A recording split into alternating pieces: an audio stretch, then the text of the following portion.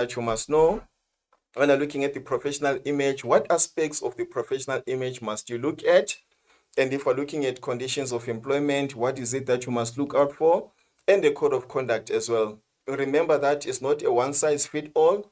Different industries will have different code of conducts. Like if you look at the airline industry, they'll have their own code of conduct that is actually aligned to that particular industry. If you look at the hotels, the same thing as well. If you look at the national parks, they've got a different conduct that will actually be aligned to the industry that they are found in. I'm not going to give you lots of information, but I'm just going to actually remind or jog your minds just a bit. If we're looking at the professional image in the tourism industry, I want you to note that there are specific things that you need to look out for. The factors that contribute to a professional image in the tourism industry. If we can be able to understand these factors, it will be easier for us to answer or respond to the questions that will be given to us. First of all, what we need to look out for is the image of the company. Right, so if you're working for any company, especially a tourism company, besides you as an employee in that company, the company will have an image of its own. For example, when you call or when people discuss about your company, there are certain perceptions that will come into their minds. It's either they are going to recognize and say that company is actually performing very well, or sometimes they can actually speak negative things about that particular company. So what type of image is formed in people's minds when they actually mention or talk about your company? So now, if we're looking at the image of the company, there are certain things that we need to look out for that build the whole company as well, or that add to that holistic outlook of the company. We look at the name of the company. So the name, it actually must mean something, and it must be relevant to the industry. Okay, there are certain number of hotels that we know. For example, we've got the Soho Sun, the Holiday Inn hotels. Obviously, you can tell from the name Holiday Inn. Obviously, that says something into your mind when you think about that hotel. Imagine if I start a hotel today, or I register a hotel and I call it Izinyoga Nyoga Hotel. Would you like to come to that particular hotel? Because the name Izinyoga Nyoga is always attached to bad things, right? So the name of the particular business, it must mean something in that industry. There must be a logo, right? The picture that actually will stay in people's minds and remind them about the company, and the slogan, that short line that you use for advertising. We spoke about this before as well when you're looking at marketing. So there is a logo, there is a slogan, and that is the image of the company. So whenever people see the badge and the slogan, already in their minds, an image is formed about the company. Not only that, also the website. Right, so companies create websites so that people can actually navigate. When they are navigating, they actually take a look at what the company has to offer. So if a company has to create a website, it must be easier to go through, and the pages must be easier for people to actually reach, so that they can get as much information about the company as possible, and they can do so easily. And most companies also, in part of creating their professional image of the company, they have a lot of stationery that they issue out. It can be pens that have got the company's name and the company's logo, so that even the attendees, if it's a conference, or the people that actually come to that hotel, or it's an airline, and they can get the stationery, they can always think about the good things about that company. It's going to be imprinted in their minds as well. That is part of the image of the company. The marketing material that they use, or the product packaging. When you talk about the marketing material, we can talk about the brochures that they actually make to give information about the company. We can talk about pamphlets. We can talk about leaflets. We can talk about booklets. So these are actually distributed to customers or people who can be potential customers to the business, and already that is creating an image about the business. It shows how serious the business is in actually dealing with the customers or in their industry. Same as the product packaging as well. Most of the time when you visit some of these places, if ever you purchase something, or if they are going to give you a freebie or a gift, they put it in the packaging that has got the name of the company, the logo, and the slogan. It shows how professional the presentation is actually very good, and it imprints something in your mind about that company. The physical appearance of the business is very important as well.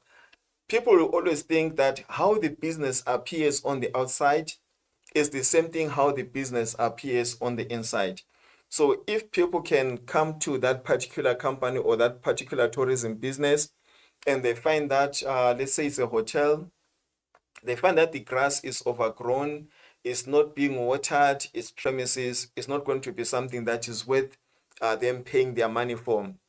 So the physical appearance is actually very important. The environmental policies, right? Most of the businesses are now recycling, or they are actually going green. You find that even in their material, in their stationery, or in the premises, they show that they are supporting sustainable practices. And this shows that this is a company, the way how they treat their customers when they come into the business up until the time that they leave. So most of the time, they always say that a customer is always right, or a customer is king. This is because a customer is the one who brings income into the business.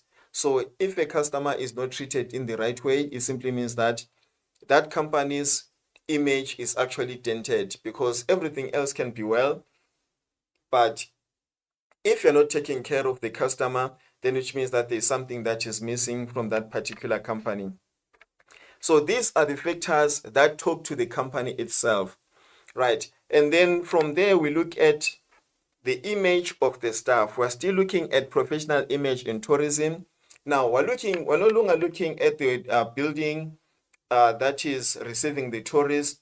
Now we're looking at the people that are working in the tourism business. It can be you, it can be me, right? How am I being projected, or how am I presenting myself to the people that are coming into our business?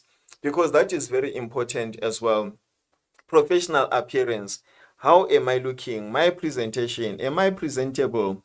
When people are actually looking at me, can they really say that this is a person who is worthy working in the tourism industry?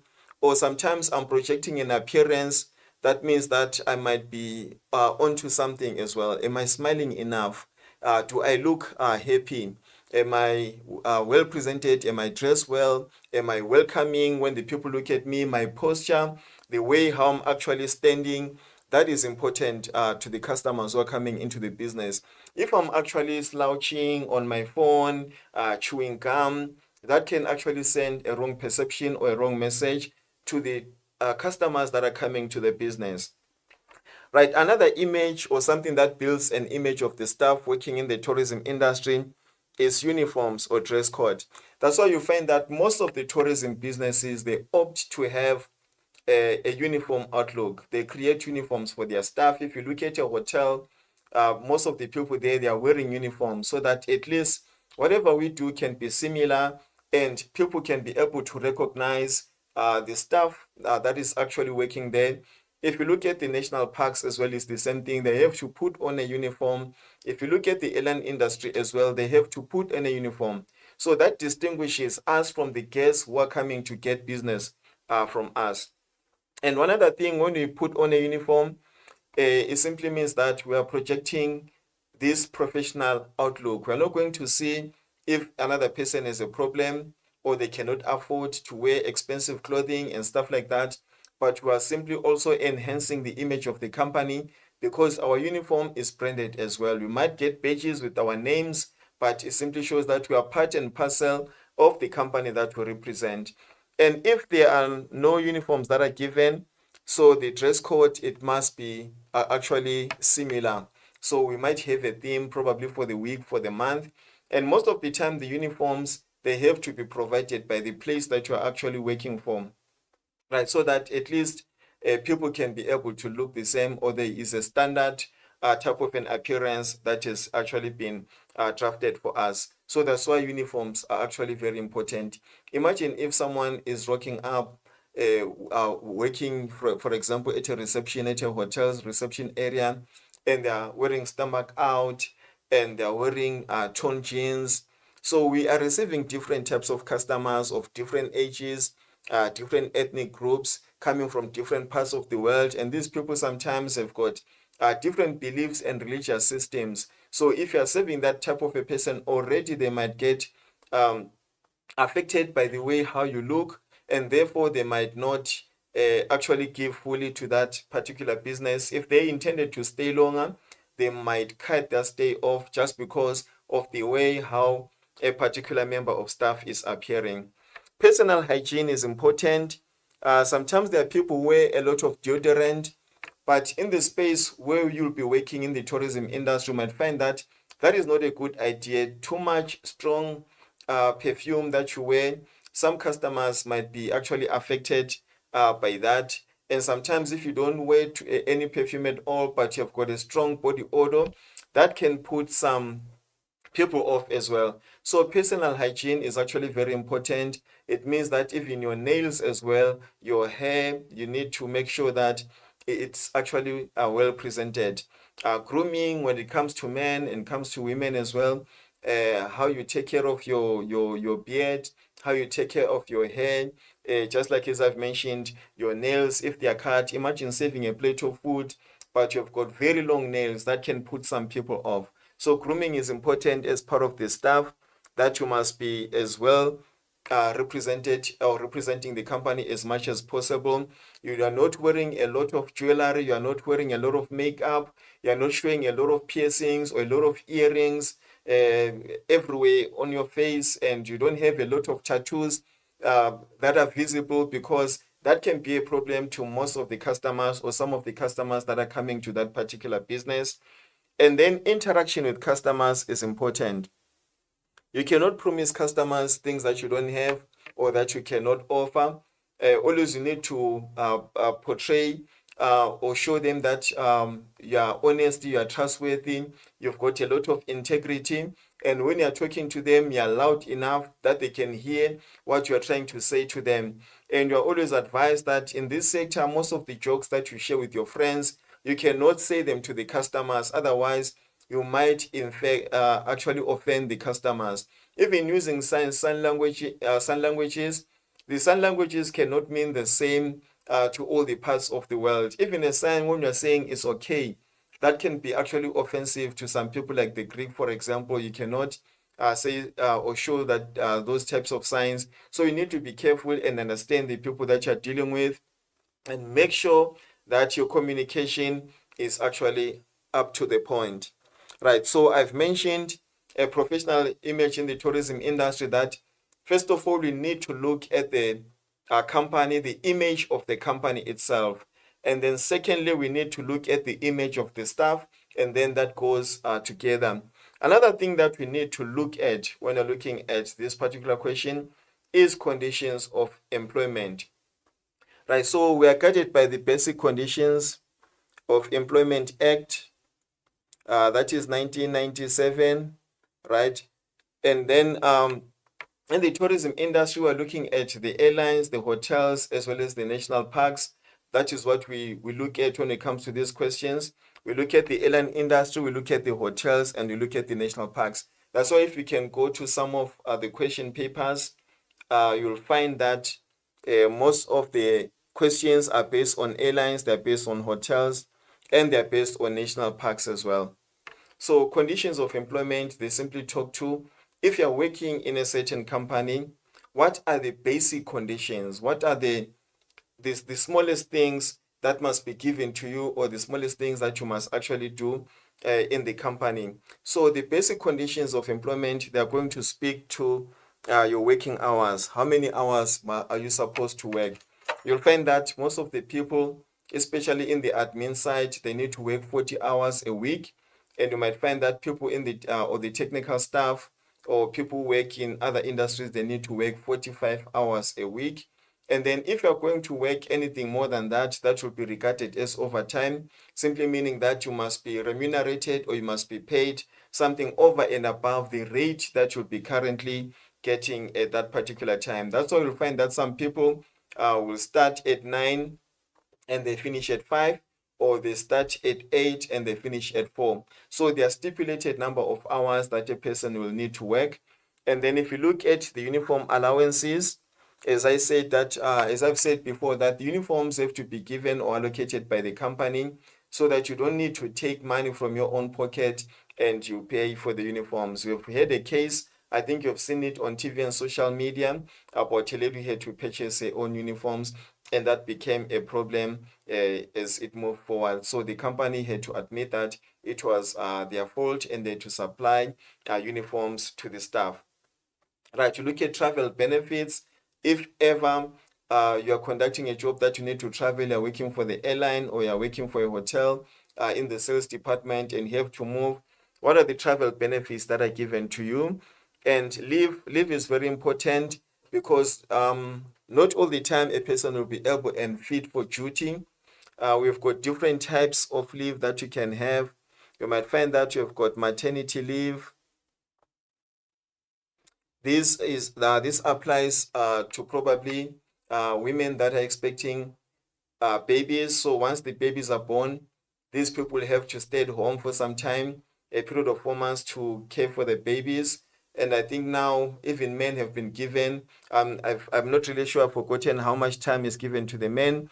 We also find that in a cycle of 3 years, we are given 36 sick leave days, because someone can be sick, and if you're sick, you're not allowed or able to conduct work, then you have a right to stay at home. And in a given cycle, you find that you've got 21 days that you can take leave, because there are different types of leave that people can take. Either there's urgent private affairs, whether someone needs to study, there is some leave that you need to put, right? Except for probably sick leave, something that may happen immediately and can affect you. But all the other forms of leave, you must lodge them in advance. You must actually go to your human resources department and you fill in a leave form to let them know that you'll be away from work and for a particular reason. And then you have got core duties. This is why you are hired or why you are employed. What exactly are you going to be doing in that particular responsibility or position that you've been given? That's why you'll be given a contract of employment to sign to say that these are your duties that you're supposed to perform daily, and this is the responsibility that you have for that company. And then you have got fringe benefits. These, I call them the extras that you can actually get. Sometimes it can be medical aid, it can be cell phone allowance, right? Sometimes you can be given even a 13th check. These are the fringe benefits. You can be given a uniform allowance. You can be given a holiday allowance. It depends on the company that you're actually working for. So they can give you the extras that can motivate you or encourage you to work in that particular company as rewards or as benefits when you're working for them. And then your remuneration, this simply means it's your salary. This is the pay that you get. And obviously, before you start working, there must be an agreement that will let you know that you're working for how much, or you're working for this amount per hour, which totals to this amount in a fortnight, or it totals to this amount in a month. And when you are getting your pay, there are also deductions that get to be taken: your unemployment insurance fund, your pension fund. So all those ones, you also need to be told what will be deducted from the salary that you're earning. And if ever there will be a termination of service, if they need to stop you from working, there must be reasons that are given. Sometimes they must notify you in advance as well. Maybe if you've worked for less than a month, you can be given 1 week. If you've worked for more than 6 months, you can be given at least 2 weeks. But if you've worked for a year or more, then you need to be given 4 weeks in advance to be told that your employment is going to be terminated. Remember that people make plans, and you cannot just tell someone today that this is your final day at work today. So there must be a procedure that actually happens or unfolds before someone is terminated from their service. All these are part of basic employment conditions. We have got universal ones, but slightly different.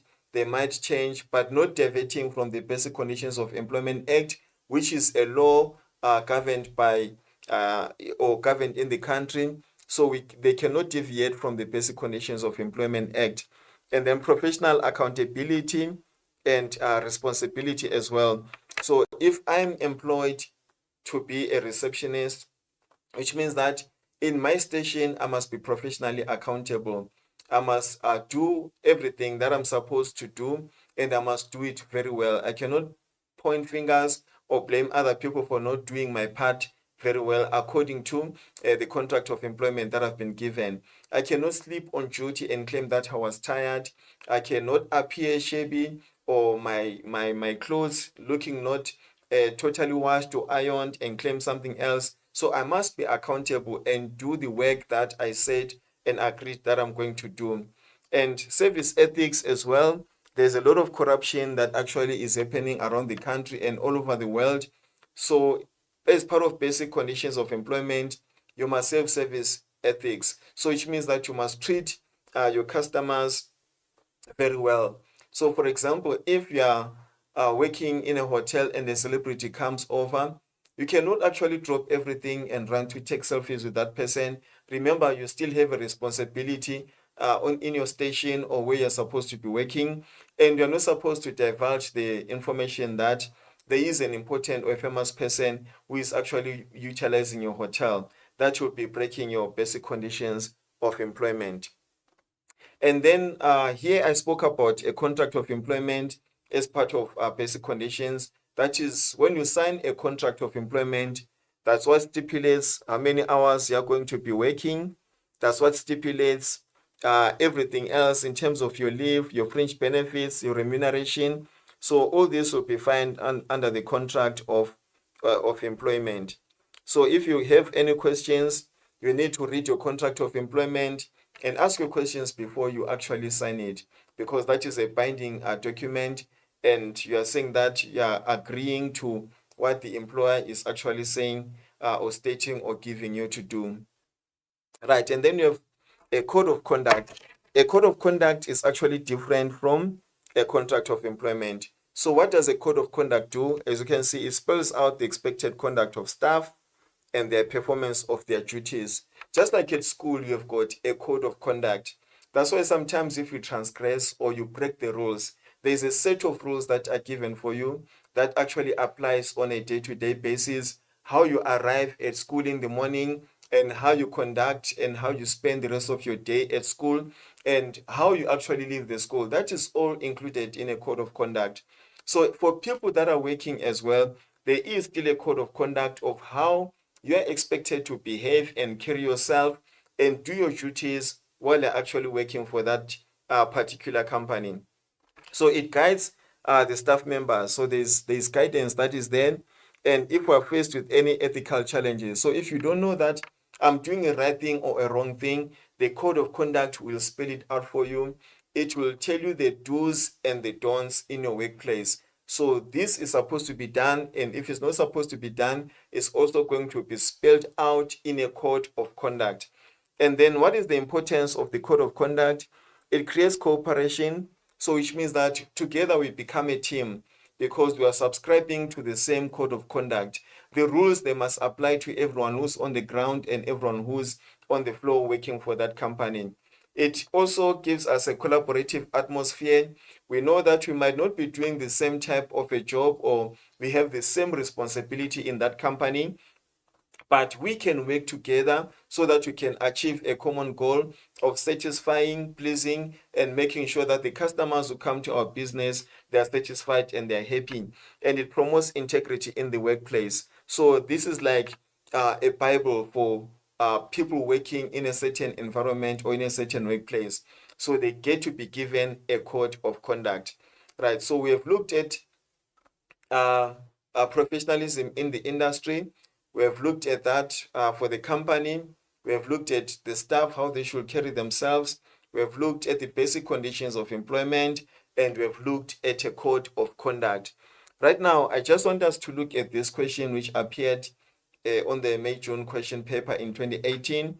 It says, study the pictures of employees at a travel agency below and answer the questions that follow. Right, these are the people who are working for this particular agency, right? It's a tourism agency, and they're supposed to be working with clients, or they're supposed to be working with customers that come into this particular business, right? Already these people have been given names. You can see that the first one is called Miss Harassment, and you can see why she's been given that title. She doesn't take any nonsense, but is it in a good way or in a bad way?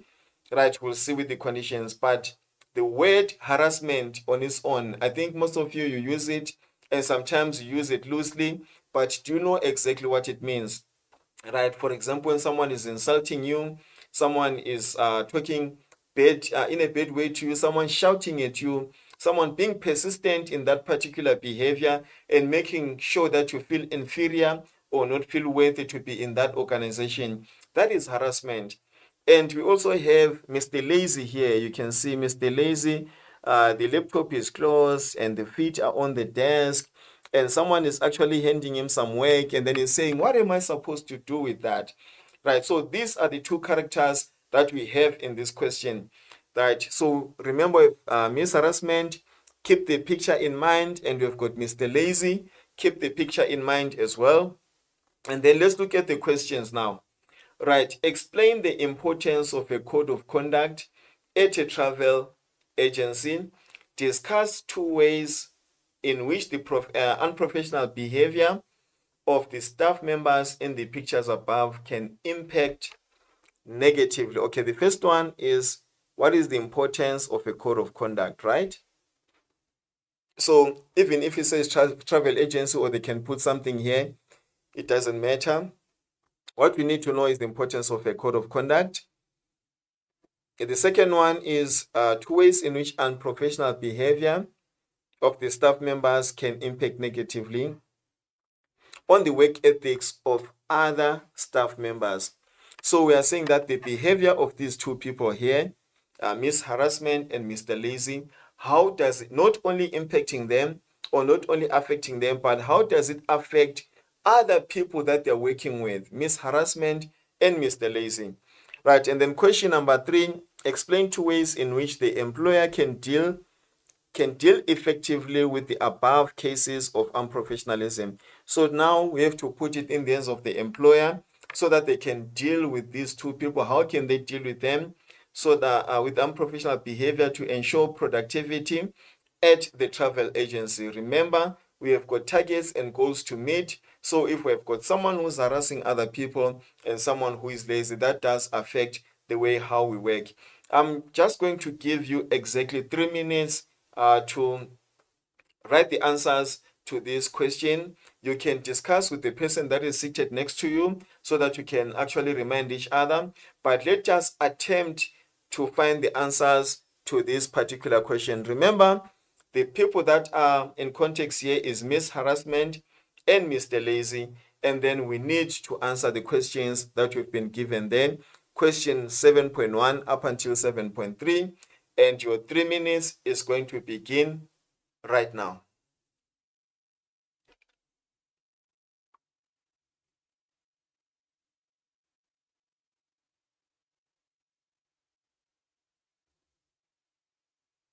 Okay.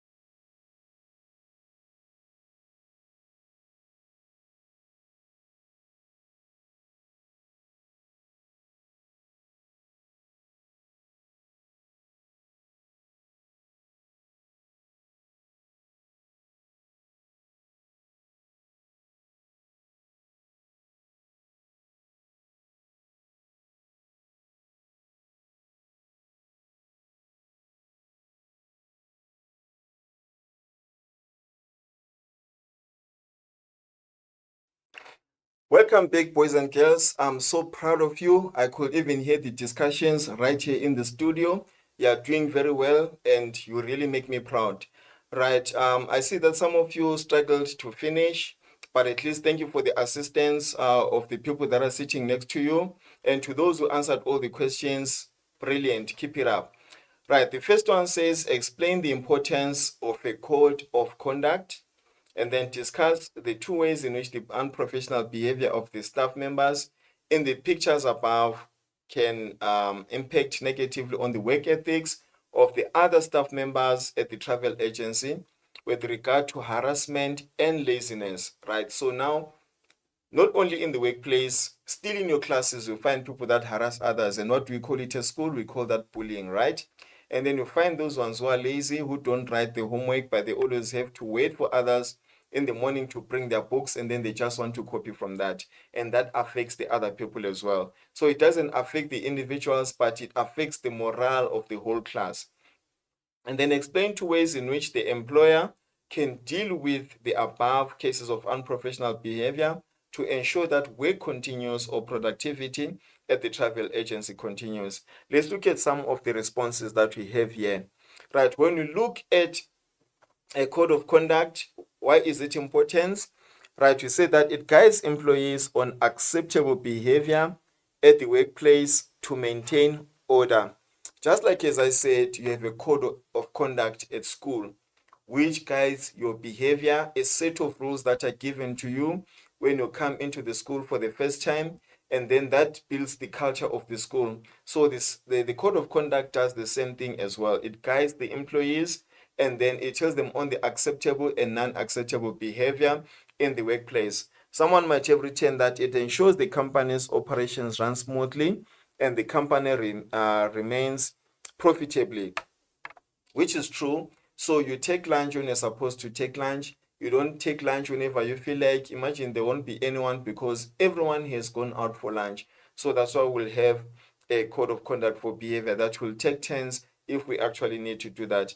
It is used by the travel agency to defend themselves in cases of legal action by employees. Someone might feel that what has happened is unfair, and then the company will need to go back to the code of conduct and say that you did something to this, you slapped someone else at work, you hit them, and part of our code of conduct says that there shouldn't be anyone hitting anyone in the workplace. So if you fight in the workplace, no matter how correct you were, you become wrong because you're the first person who had to throw the punch, or you're the first person who had to slap another person or another human being then, and then legal action is going to be taken against you, unfortunately. So it gives us acceptable ways how to behave in a workplace, right? And then if we look at the second question, it says, two ways how to deal with this unprofessional behavior by staff members. So what can actually be done? Right. So now, how is this affecting others? It increases resignations, resulting in additional recruiting or hiring and training costs for the company. If someone is harassing others or someone is bullying others at work, it simply means that some people may not find that an enjoyable environment to work in. They are going to resign, they are going to leave. And then when they leave, you might find that that might have been the best employees for that company. And therefore, the company has to look for new people. They have to train them, and they have to go through the process again, which is a cost to the company, and they don't like doing that. There can be increased absenteeism as well as decreased production. So if someone is not at their station, or people are not at their stations, you might find that there are very few people to carry the whole load for the whole company. And it simply means that there's decreased production in that company. So work is not as smooth or running as smoothly as it is supposed to. There's reduced productivity from employees. There's loss of motivation. People are not happy to go to work. Imagine if you're being bullied every day. Would you love coming to school?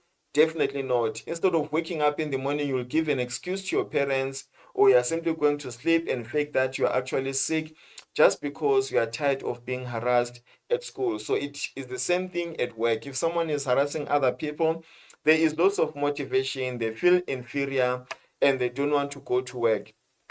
Poor service delivery, to clients, right? So it simply means that sometimes you make mistakes when you're dealing with clients because you're afraid to make mistakes just because you're going to be shouted down on, or someone is going to insult you, or they're going to do something that will make you feel like you're not worthy to be in that place.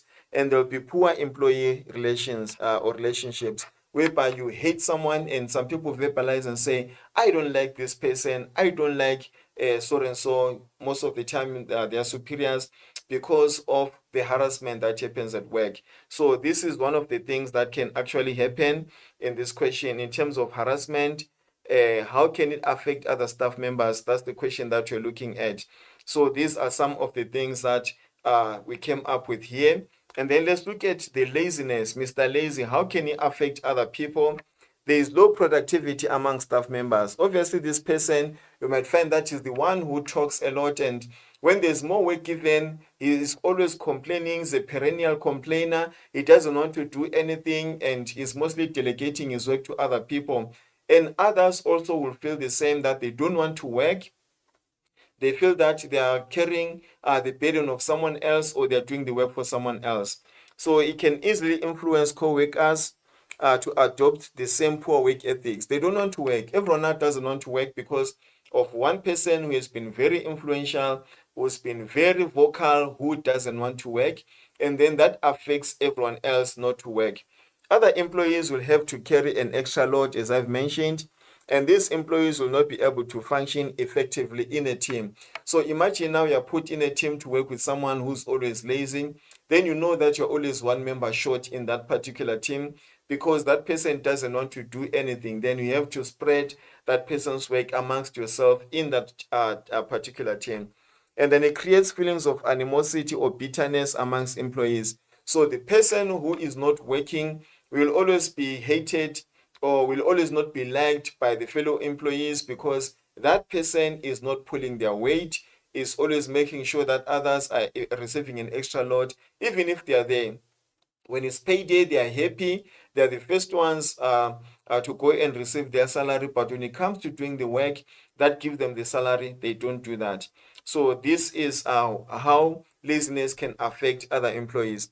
And then now we're looking at the question, how can or what the management can actually do to solve this problem, right? So they have to be referred to the code of conduct, the set rules that have been put for that particular company. So should the behavior not improve, therefore there need to be next level of intervention. So it means that now they can be able to call a hearing for that particular person, and then they can take extreme measures. They can set up a meeting with offenders to discuss and resolve their unprofessional behavior. Some people are unprofessional because they've not been well trained, so which means they can organize training for them, which means that they can improve the way how they work. In severe cases, there can be termination of employment.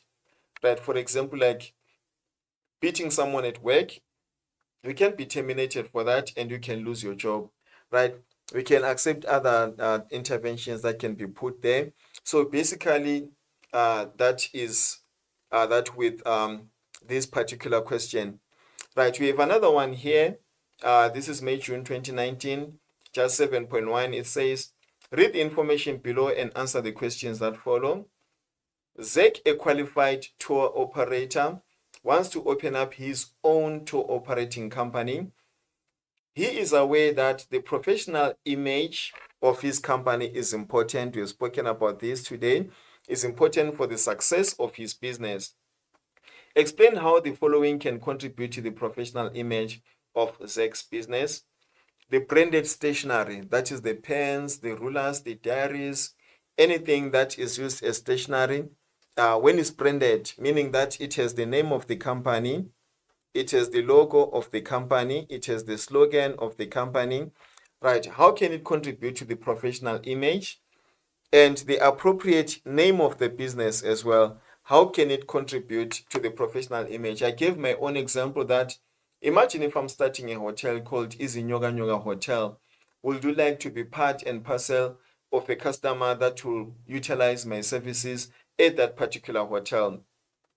So explain how the following can contribute to the professional image of Zach's business. the branded stationery, as well as the appropriate name. For this one, I'll only give you a minute, boys and girls. Are you ready? I'm going to give you a minute for that, and your minute will begin right away.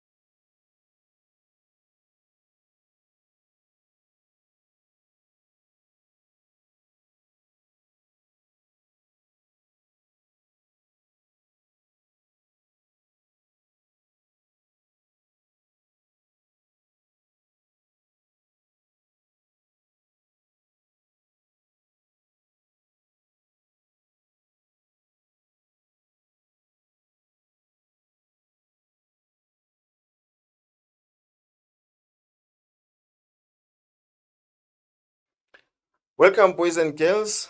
Thank you for that. Let's look at some of the responses. Or before we go there, yes, let's look at the responses that we have. How can the stationery help? Because this includes the slogan and the logo, it creates brand awareness. So people are aware of the brand of that company. So they get to know the existence of that company, they become loyal, and the company can easily be recognized by simply grabbing a pen. If you grab a pen of a company that you don't know, you'll be interested to find out what is this company, what does it actually do. So that is part of brand awareness. So there's relevant and specific information about the business. So sometimes it can be contact details and other things where you can be able to locate and find the business. It must be original and it must be clear. That's the important thing. And it also helps in communication and presents a sense of identity for the company or the business, right? So we see all these famous brands. Maybe let's say you get a pen written BMW, or you get a diary written BMW. It gives you a sense of identity, and you know how important and famous the brand actually is. Or you get a Holiday Inn diary. It's the same thing as well. And it creates part B. It creates a memorable name is associated with trust and is earned over a period of time. For a company to be called City Lodge, Road Lodge, so they had to build and they had to be consistent in their service so that people can actually trust them. So most of the time, a name will actually advertise on the business's behalf. That's why you find that most of them will appear on sports events and they'll sponsor different campaigns so that they can put their names out there and people can recognize them and be aware that the brands exist in certain areas so that they can utilize their services.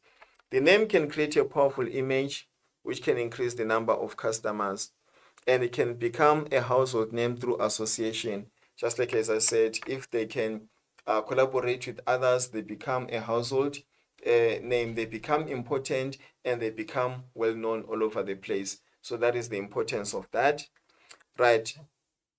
And then discuss two reasons why most tourism businesses prefer their staff to wear uniforms. Discuss any two reasons why most businesses prefer their staff to wear uniforms.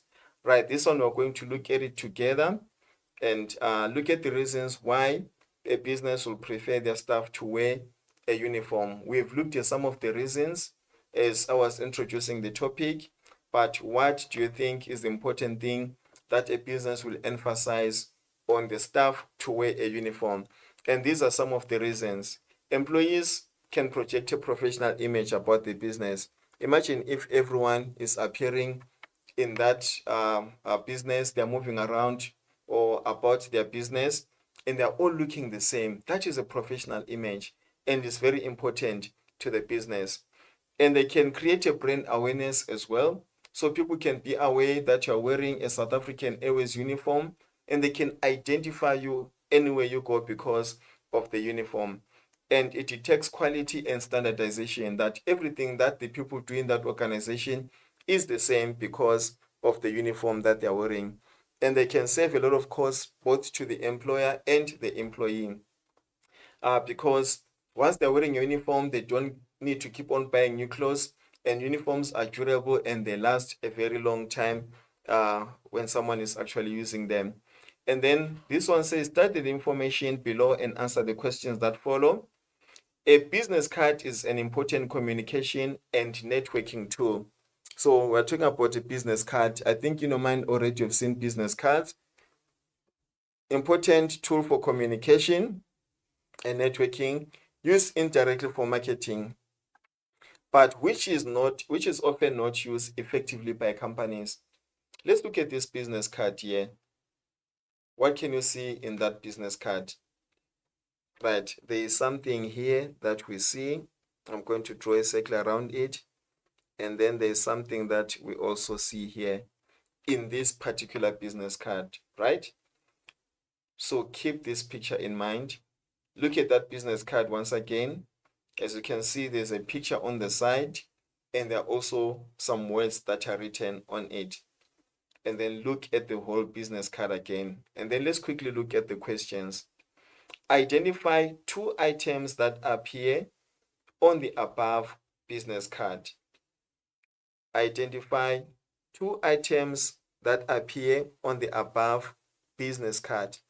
What 2 items are appearing on this business card? Identify 2 items that are appearing on this business card. And then let's look at the next question.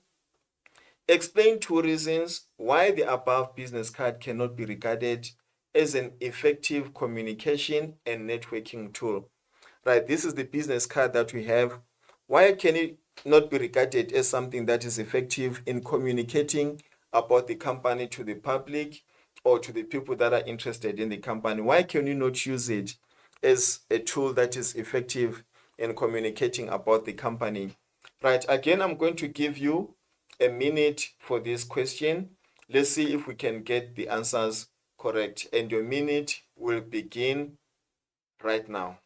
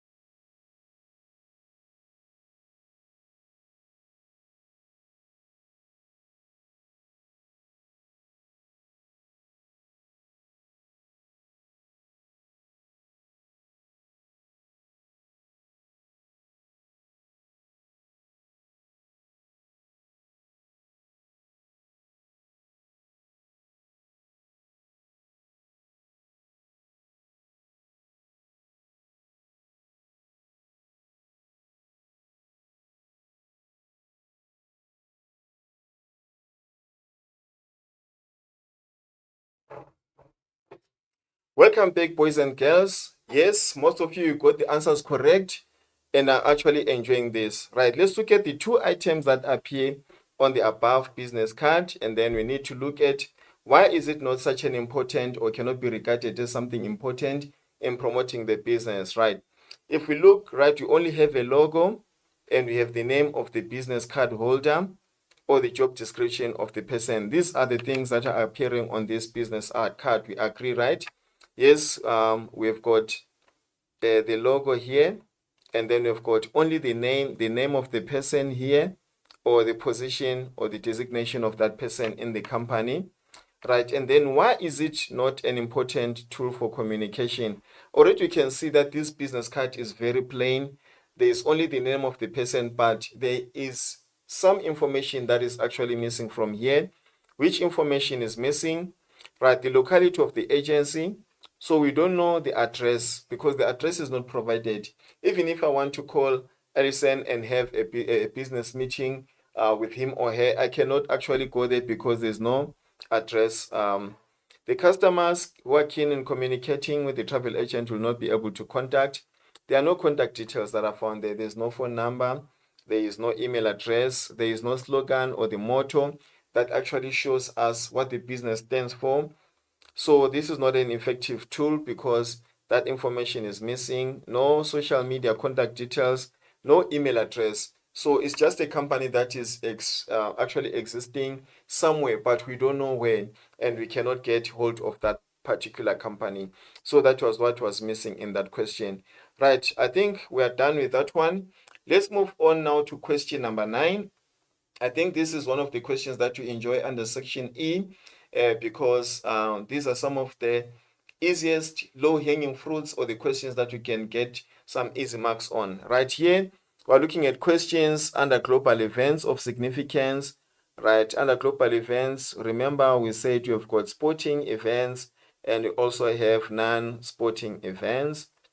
Right, and then we're looking at political situations, anything that has to do with the governance of a country or a place. We're looking at things like civil war. We're looking at protests. We're looking at civil war, looking at protests. We're looking at things like strikes, right? Anything that has to do with the governance of a particular country. And then we also look at unforeseen occurrences, things that can happen without us actually thinking about them. Here we're looking at accidents. We look at also diseases. We look at natural disasters.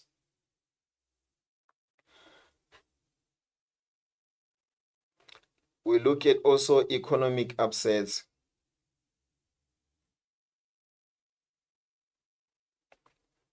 Right, those are the things that you look under unforeseen. And then form of payment, you know them. We're looking at EFTs. We're looking at SWIFT payments. We're looking at cash. We're looking at preloaded foreign currency cards. And then we look at foreign market share. This is a piece of the pie in terms of tourism that each and every country needs to enjoy. There are a lot of people traveling around the world, but we want to win, or we want to get as many tourists coming into our country. So we look at those statistics that are regarding international tourism, and we look at how we can actually lure the tourists to come into the country than go to other countries as well. So basically, this is what question 9 has, and this is probably one of the first topics that we did in the year, right? And then let's go straight to the questions there. It says, study the cartoon of global events in January 2020 below and answer the questions that follow. You can see here is January, it's worrying what we are seeing here. What images can you see? The letter J. What can you see? The letter A, the letter N, U, A, R, Y. You can see that there's something that is happening, or something that was happening in this year. There's a lot of things that actually happened, right? Like, just like as I've said, you can see that these part of events, can they fall under sporting and non-sporting events? Can they fall under political situations? Can they fall under unforeseen occurrences? So they must be able to fall under one of the 3 categories, right?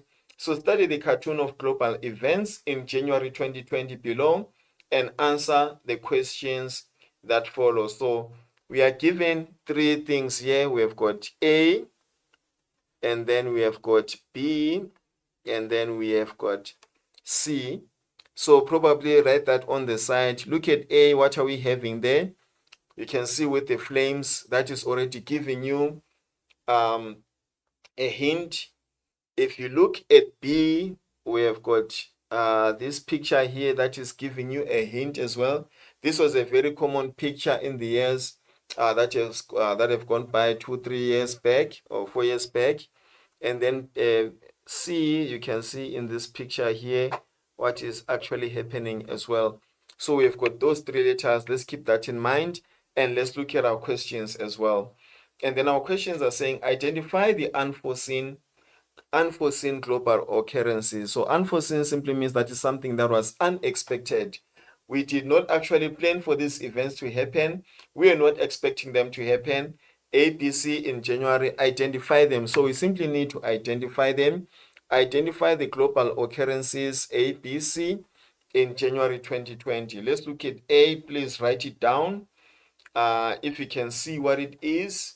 The most important thing is to see what is happening in the picture then. If you look at B as well, if you look at that picture, you can see what's going on. And if you look at the letter C, you can see also what is going on there. Right. And then let's go to the second question. Discuss one way in which unforeseen global occurrence B impacted on the global tourism industry after March 2020. So now, B, what was the impact of B in the global tourism industry? When you look at the tourism industry as a whole, what was the impact of B? How did B impact the whole tourism industry after 2020? Right, we go straight to it, boys and girls. Right, so if we identified A as wildfires, that is correct, because as you could see from the picture, that there are wildfires, and you can see also that is a kangaroo, so it can tell us that those are wildfires in Australia, right? So these are wildfires, but not only wildfires, even if you wrote a natural disaster, it will be marked correct. And if you can mention that animals were killed in the fire, also that is correct as well. And then for picture B, outbreak of the coronavirus is a disease which was a pandemic, affected the whole world, known as COVID-19. You'll be marked correct as well. And then picture C, you can see that that was an air disaster or a crash, or it was an accident, a missile attack on an aircraft, or an aircraft was actually shot down. Okay, it was shot down. The missile is not appearing there, or the missiles are there. So you can see that it was an accident that was inflicted or man-made. And then if we look at the second question, due to lockdown in certain countries, people were unable to travel. We all agree. And remember that time you were at home, I think you're only attending school once or twice a week, which affected everyone during that time. And also it affected you because you're not at school with your friends all the time. And local international airports were closed, right? Certain sectors of the tourism industry were also shut down. Many people lost their jobs during that time because when no one was moving, no one was making money, everyone was staying at home. Therefore, people lost their jobs because there was no income. And some people were stranded in other countries. They could not return home because the airports were shut. So wherever they were actually caught up during the pandemic, they had to stay there up until the countries tried to make a plan so that they could bring them to their countries or back to their countries. Right, that one was a very nice question. And then let's look at this one as well, which says World Table Tennis Championship Finals, which were held or to be held in Durban, South Africa. It says the world descended on a sunny Durban, South Africa in May 2023. This city hosted, that's the most important thing, world, that must give us a hint, table tennis championships from 22 to 28 May 2023 at Durban International Convention Center. It was the first time the championships were held in Africa since 1939. So a city in South Africa hosted a global event, which is the World Table Tennis Championships. Approximately 400 players from 227 countries were accompanied by representatives from their countries. The championships had a major impact on the economy of Durban, KZN, and South Africa as a whole. We are more than ready to host the world, said eThekwini's executive mayor, Xolisi Kaunda, in anticipation of the World Table Tennis Championships. Right, so we can see a lot of players, 400 of them from 227 countries, including some of the minor countries that you might not know. And they all descended to Durban. They came to Durban, and the economy of Durban was actually boosted, and the whole of South Africa by these people. And then let's see the questions that we have there.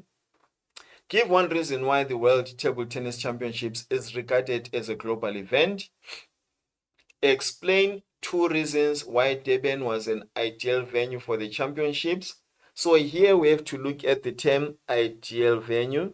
So we need to look at the characteristics, the qualities, the infrastructure, the weather. What does Durban have that can actually make it an ideal for them to host the championships? And then state two positive impacts the championships had on the economy of Durban. So two impacts right, they had on the economy of Durban. Right, we are going to take some time to do this question. So first of all, it says, give one reason why the World Table Tennis Championships are regarded as a global event. Right, so when you go back again, it says the world descended on a sunny day to Durban. This city hosted the World Table Tennis Championships from 22 to 28 May at Durban International Convention Center. It was the first time the championships were held in Africa since 1939. Approximately 400 players from 227 countries were accompanied by representatives from their respective countries. The championships had a major impact on the economy of Durban and that of South Africa as a whole. And then the mayor also reiterated that they were happy to host the games. And these are the questions that we have right here. And just because I know that already you know most of the answers to this, I'm just going to give you 3 minutes to complete this particular question. And your 3 minutes will begin from now.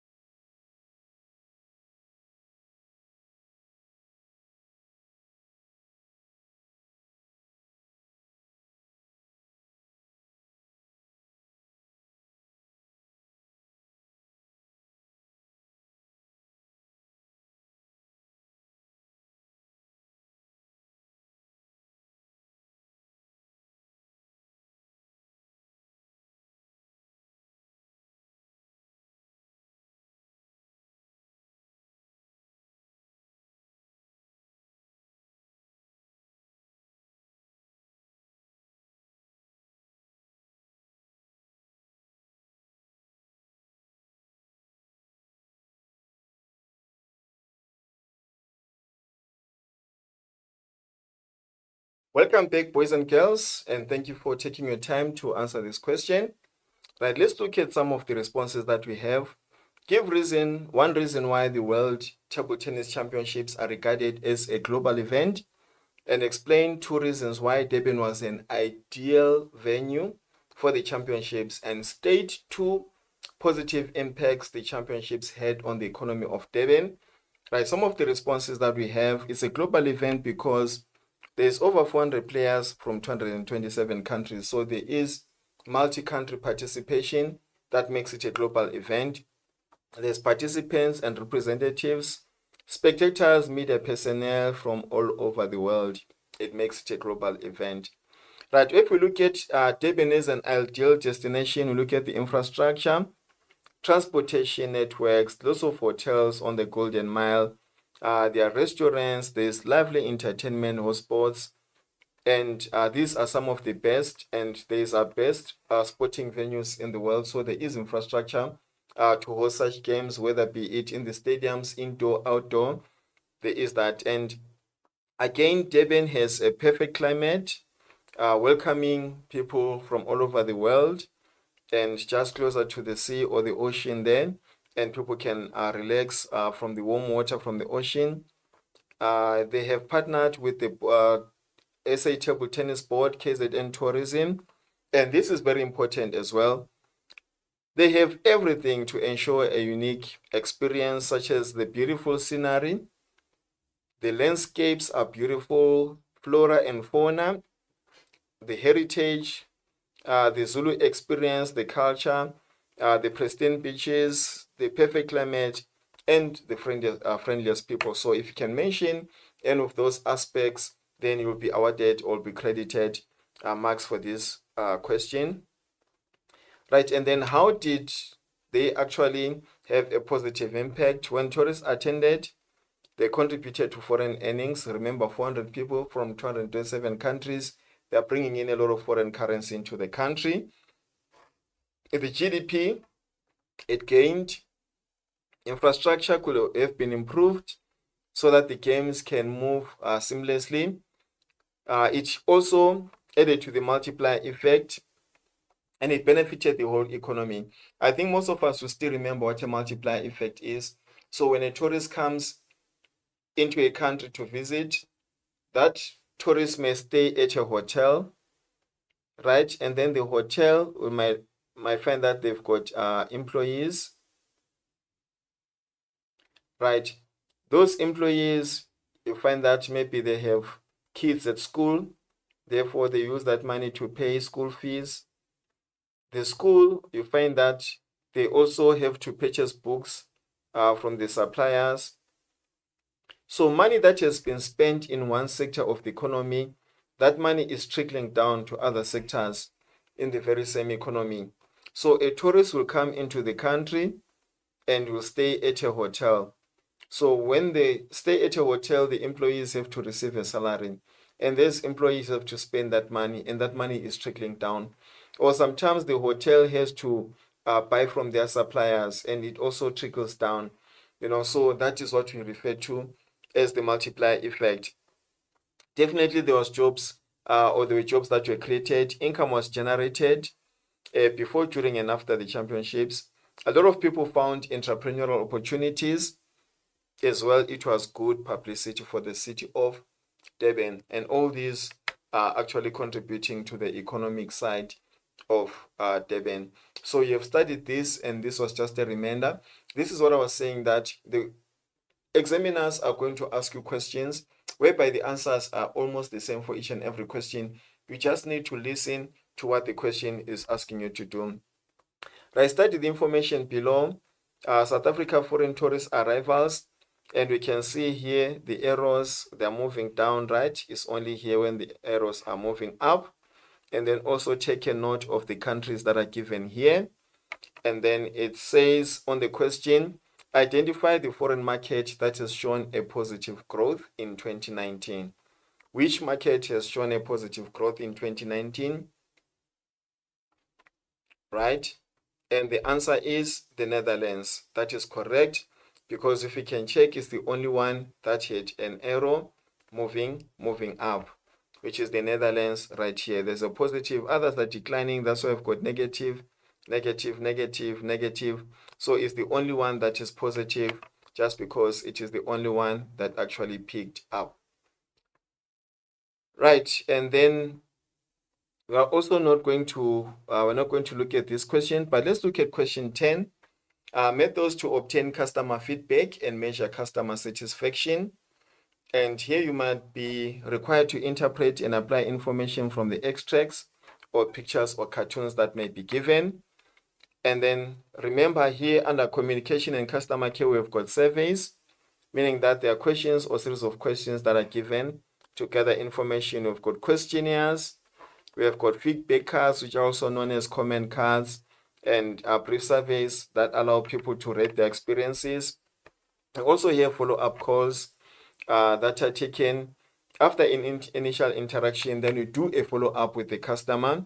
We have got SMS messages, web response, whereby the website and the internet is used to gather some information from the people. Right, this question here says, name one based customer feedback method. Web-based, so this one must use the internet or it must use the website. Name one based customer feedback method. What do you have in mind? Right, these are some of the answers. Social media platforms, they use the website, isn't it? We also have the internet itself, and we also have the cell phone that will use the internet, whereby people have to give their responses. But I would like us to look at this question. Study the feedback tool given and answer the questions that follow. Right, this is a comment card. Tell us about your visit. That's the first question. Fill out the information in the spaces provided and submit, and press the submit button. Thank you for your feedback. Give us a rating star. What would you tell others about your experience? Fill in your name and surname. Fill in your email address. And then you click a button, you submit this particular comment card. Study the feedback tool and give an answer, or you answer the following questions. Right, tell us about your visit, fill out your information, rate us with the stars. What will you tell others? This is very important. What would you tell others about your experience? And then fill out your information, that is your name and your email address. And these are the questions that are given here. Give one way in which the completed feedback tool from customers would reach the tourism business. So now, if you have filled in this comment card, how will it reach the business? If you have made your review here, how is your information going to reach the business? That's what the question is asking. Refer to question 2. What will you tell others about on the feedback tool? Give 2 reasons why the tourism business included this question on the feedback tool. What would you tell others? Why did they put this question on the feedback tool? Right, so these are the 2 questions that we need to answer. And already I can hear some of you are discussing about the answers. Right, I'm not going to give you time for you to discuss this. Let's quickly think and write down. Yes, you can consult your friend. Give one way in which the completed feedback tool from customers would reach the tourism business. How will this review, when you've completed it, how is it going to reach the business, right? I can see that you are writing the responses. Some of you are very sharp and we're moving together. Even you, please don't slack behind. Make sure that you attempt to write and answer there. Refer to the question, what will you tell others on the feedback tool? What will you tell others? Remember, tell others. Tell others. That is actually giving us a hint there. Give 2 reasons why the business included this question in the on the feedback tool. So what will you tell others? Simply means that you have to give your experiences, right? So let's look at the first question. One way in which this feedback tool can reach the customers. I don't know what you wrote, but it is received electronically. Why? Because at the bottom, you need to put your email address, which means that this is coming from a place that is an email address as well. Right, so it's actually through an email address, or it's an e-survey. It's received through the website or the internet or the website for that particular company. Right, why did we include that question? Because the tourist satisfaction levels are determined, right? How happy, how satisfied the customer was. Word of mouth, what will you tell others? It's an advertisement. People believe their friends more than anyone else. If I go to a place and have a nice experience and tell my friends about it, they're likely to believe me more than any other person whom they actually don't know. So word of mouth is a very powerful tool or instrument that businesses can use to disseminate information. Areas of strength can be determined. The business can see where they are strong. They can also see where they are weak. and therefore they can improve on their service delivery. Right, this is one of the shortest questions. Even though it bears 2 marks, or even if it carries 4 marks or 6 marks, it's a very important question that you need to answer, and you need to look at the different ways how feedback can actually be obtained by the businesses. Thank you so much, boys and girls, for coming through today and taking part in this lesson. I highly appreciate you being here and to attend and to listen and to make sure that you are improving that tourism mark. Come at the end of the year, or when you write your tourism exam, you're actually going to perform very well. You will be able to beat this. Thank you for watching. See you on our next lesson, and goodbye.